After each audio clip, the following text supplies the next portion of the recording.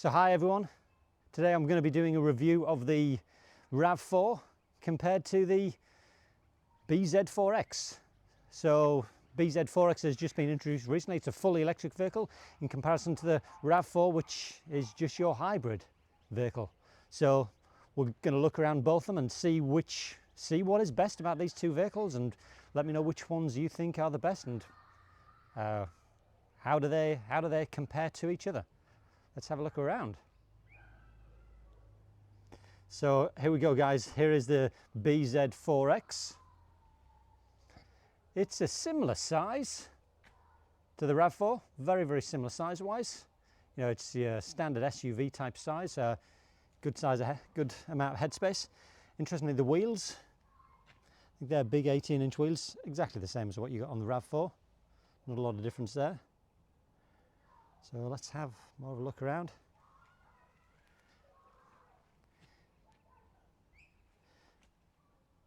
Pretty straightforward. Now let's go around the full car. On the bZ4X you have these funky little spoiler things here, whereas on the RAV4 it goes all the way across. It looks a bit sporty with those things on. Like it, I do like it. Now you do get the roof rails exactly the same. You got the moon roof on the bZ4X. That's where you charge it at the front there.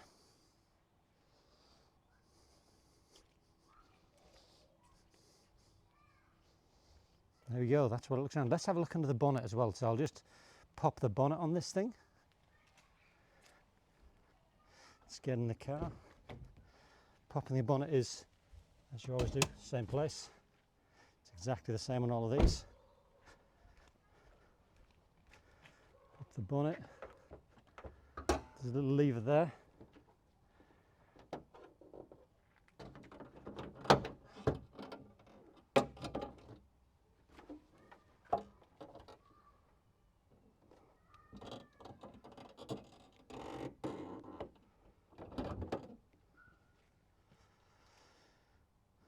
Sorry for the mucking around there, but there we go, we'll look underneath the bonnet. There's your big electric engine, I'm guessing. So that's what it looks like, guys, in the bonnet. You got a little battery, I'm guessing that's for all of your auxiliary stuff. Same as you get on the RAV4. There you go. Let's have a look on the... let's pop that down quickly now.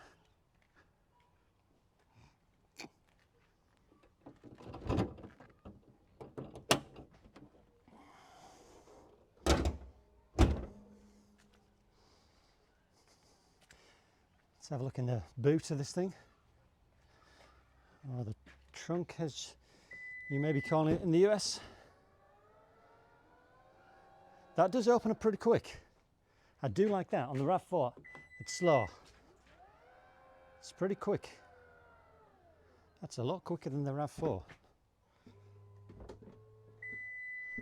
Back up again.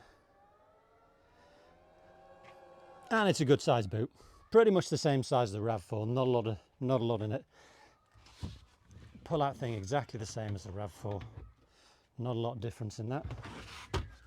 And there we go, you got all your charging cables in there with this being a fully electric vehicle. And you got your big duff speaker over there. Yep. A little bit more space underneath there. What can I say? Let's close it back up.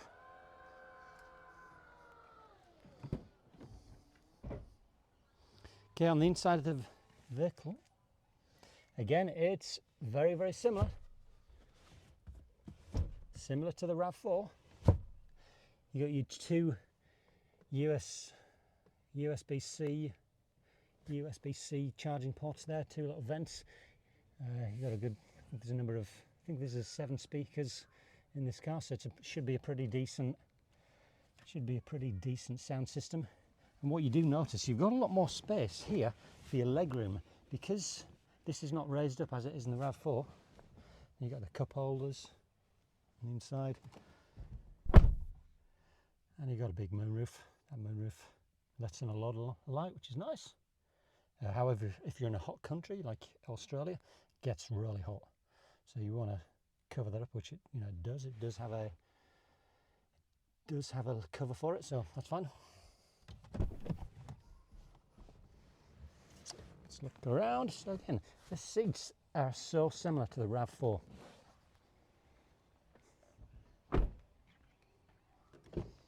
One thing I am noticing on these doors, they feel a tiny bit more solid than the RAV4.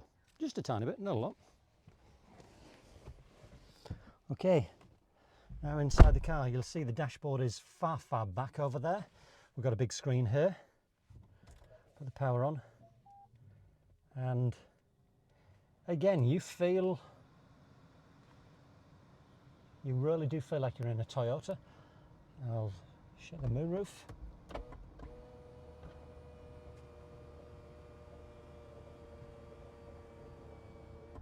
It does feel pretty dark in here with that moonroof up. But it feels nice. Very, very similar in size-wise, I would say, to the RAV4. However, you do notice this is a far more chunkier piece of center console here, which is taking up a lot more of your space. So in this car, you do feel like you are very, very separated from the passenger, where you don't feel that anywhere near as much when you're in the RAV4. The screen is far, far bigger than the RAV4. And where's my volume button? On the RAV4, you got your volume button here, so you've lost that, and your volume button, obviously you just have the little up and down here. So slightly different.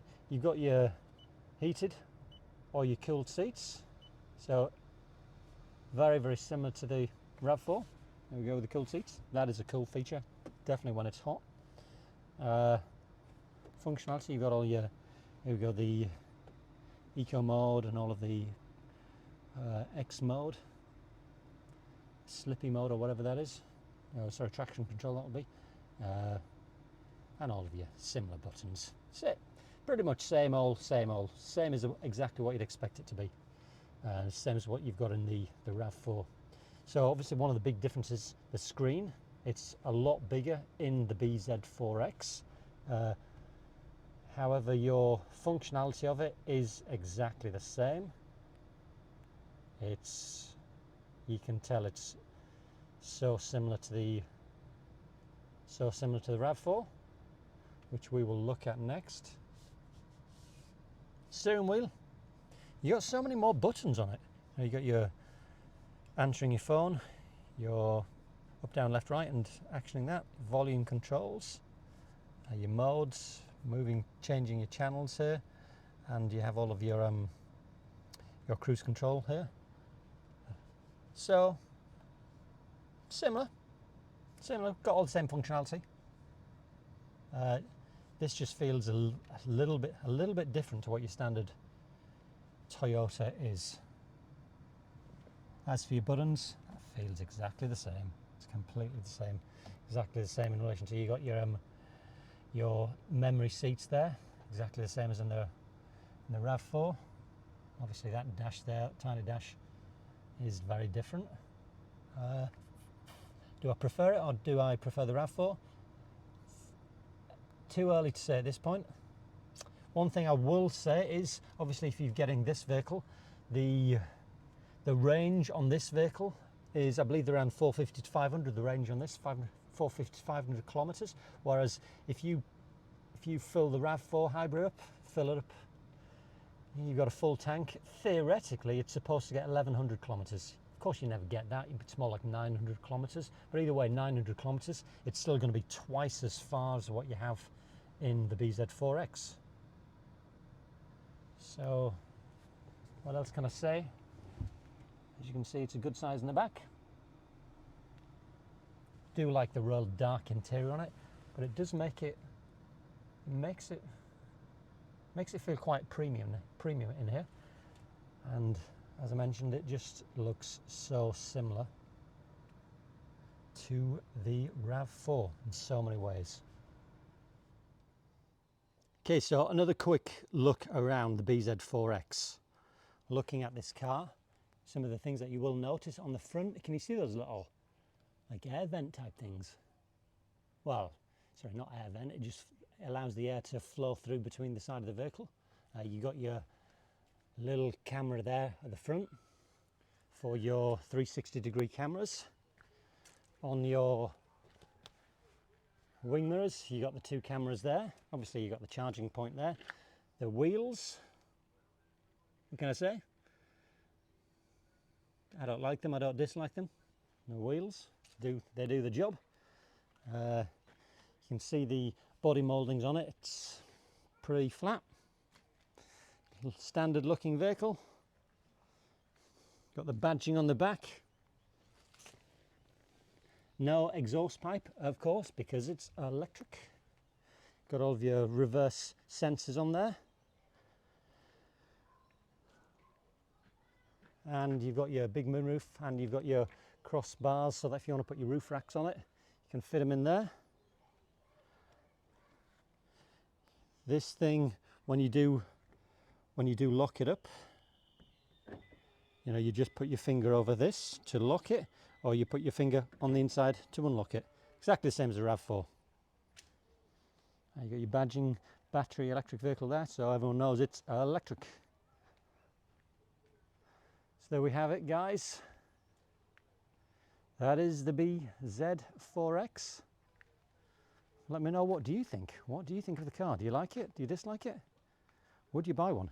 So pricing wise, let's talk about that. So the bZ4X here in Australia, these things start off at, for the two of, I believe it's the rear wheel, is it rear wheel drive or front wheel drive? Not too sure. I think it's rear wheel drive. Correct me if I'm wrong on that. The starting price on those is 70 grand, 70,000 Aussie dollars for just the two-wheel drive model. And if you go for the all-wheel drive model, which has a few more bells and whistles on it, you add another 10 grand on top of that. So 70 for the bottom spec model, 80 for the top one. It's not cheap. It's certainly not cheap at all. You know, you can, if you compare it to the other electric vehicles that are on the market, you know, if you compare it to the likes of your Polestars or your Teslas, you know, you can get a Tesla for between 60, well, cheapest is 65. If you look for the Model Y, of course, you can get it for 70. So, is this better than the Tesla Model Y? Well, it's a Toyota, so of course it's a completely different vehicle. But price-wise, I'd say it's not cheap. It's not cheap, but you are getting a good, you know, you're getting a good quality Toyota. Okay, so let's compare it to the RAV4. So the RAV4, this is the petrol hybrid. Petrol hybrid is awesome in as much as when you go really slow, use your electric motors. As soon as you get some speed, petrol motors kick in. You have a huge range on this. This is the Toyota RAV4 all-wheel drive cruiser. So this is the top spec model. So it comes with all the bells and whistles on this one. This is a 2023, a late 23 model. So still, you know, this is the most up-to-date vehicle that you get, as opposed to the, you know, the bZ4X, which has just been released in 2024 here in Australia. What can I say? So on the RAV4, you get, supposedly, you will supposedly get 1,100 kilometers out of this vehicle. Never ever had that. I think it's more like you get 900 to 950, which is still pretty good though. Still really, really good. Getting in the vehicle, similar to the bZ4X. Put your hands around the back to open it, and you brush your fingers over here to lock it. And you can see the wing mirrors going down. Wing mirrors coming back out. So if we look around it, as we notice, the spoiler on the back is all the way fully across. Open up the boot. You can, it opens up decently, but nowhere near as quick as, it's a little bit slower than the bZ4X. Sorry for all the crap in the back. You can see a good size boot. You got your big speaker in there, and your cover, exactly the same as the bZ4X. Of course, you don't need charging cables in this. So reasonable size boot. Boot will close itself on this model. And when we look around this side, of course that's where you fill her up with petrol.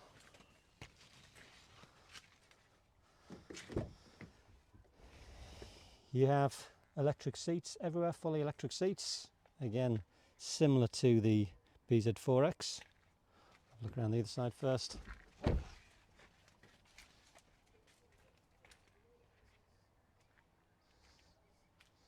We'll have a look in the under the bonnet as well. Have a look. We'll get in the back. In the back of this vehicle, you will notice for your feet in the back, there is that little bit of a raised area there, which is where I'm guessing your drive shaft will be pushing through. You got your two USB-C charging ports there, which have a little cover on them, and your air vents. You'll notice in here it's a dark interior, dark leather interior, and it's got a light roof in comparison to the bZ4X, which has just a dark black roof everywhere. This one you get the sunroof, but it's not the full moonroof, similar to what you have in the bZ4X. Now let's get in the front.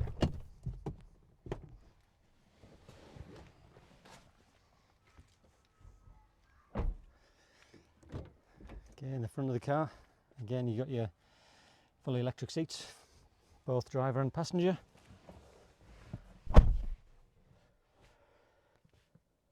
You can see the console in the middle, it's lower down in the RAV4, which is pretty much standard to what you get in most vehicles, completely a lot lower down. So you'll feel that this is a lot more normal to what you expect in comparison to the bZ4X.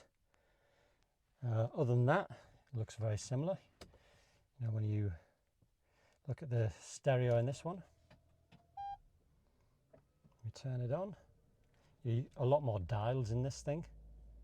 And you've got your volume button there. It's a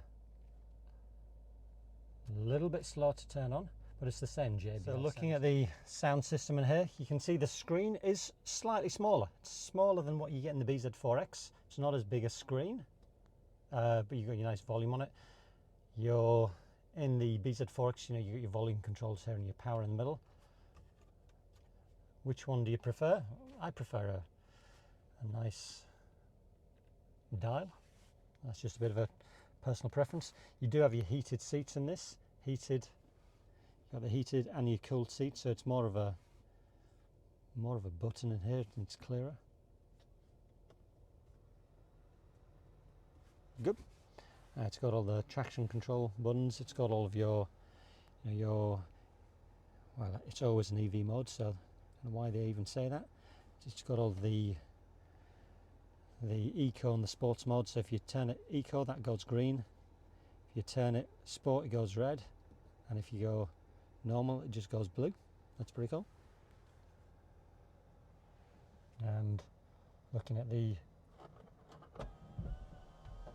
sunroof, obviously the sunroof in this one is just a sunroof that goes halfway, but you can fully open it up, whereas in the moonroof obviously you can't open it.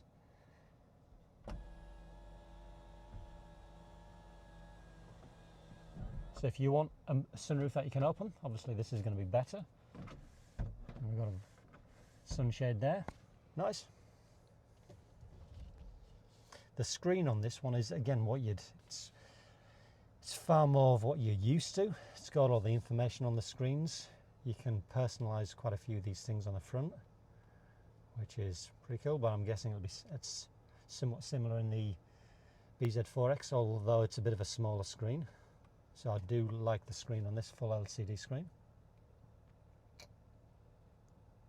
Tell me what you think. So it's a nice looking vehicle on the inside. You can see the seats are very, very similar to the bZ4X. You know, if you're sitting in these seats, you won't notice much of a difference. You know, you've got your ventilated seats there, plus the heated seats. And it looks good. Well, it looks a lot brighter and lighter in here because it's not fully black interior everywhere. There we go. So let me know your thoughts.